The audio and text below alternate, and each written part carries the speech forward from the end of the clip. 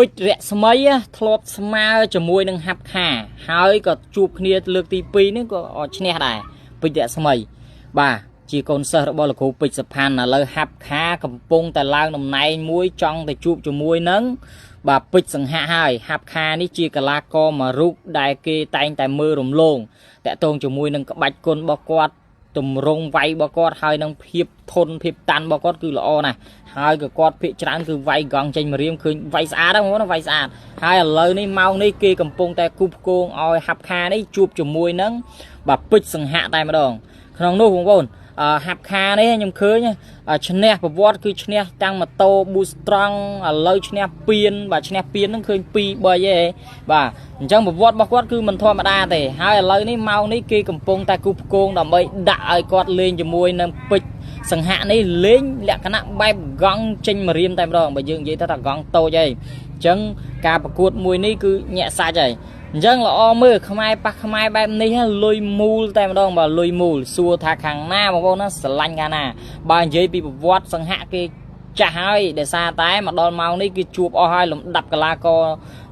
ស្រុកខ្មែរឬមួយក៏លំដាប់កីឡាករប្រភេទគីឡូរបស់គាត់នេះគឺគាត់ជួបអស់ហើយអញ្ចឹងមានន័យថាគាត់រៀងថាចាស់ជាងភាសាជាង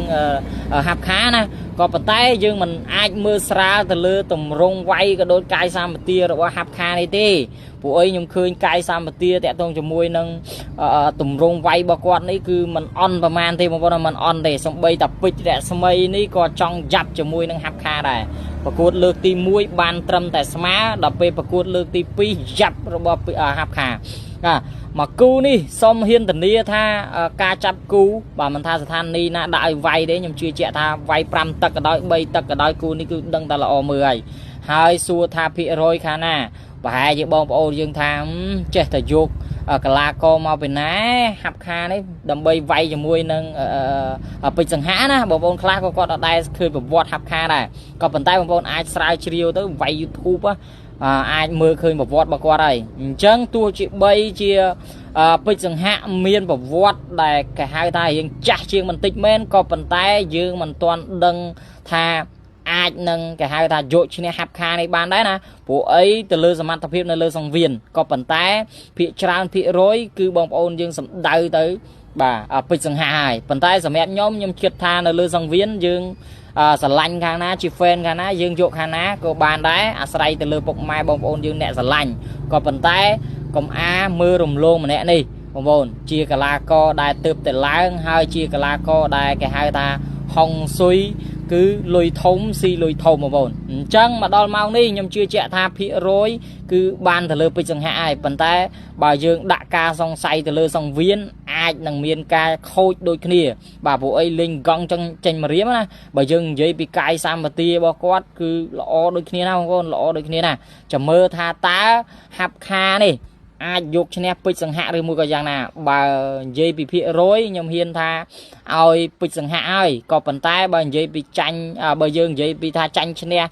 ជាកីឡាបើនិយាយពីទម្រង់វាយឬមួយក៏អីខ្ញុំក៏ស្រឡាញ់ហាប់ខានេះដែរព្រោះអីទម្រង់វាយក៏គាត់ស្អាតបងប្អូនវាយស្អាតបាទបច្ចេកទេសចេញចូលក៏ល្អដែរបាទមិនធម្មតាទេណាដល់ថ្នាក់ពេជ្ររស្មីក៏រៀងពិបាកស៊ីគាត់ដែរបាទអញ្ចឹង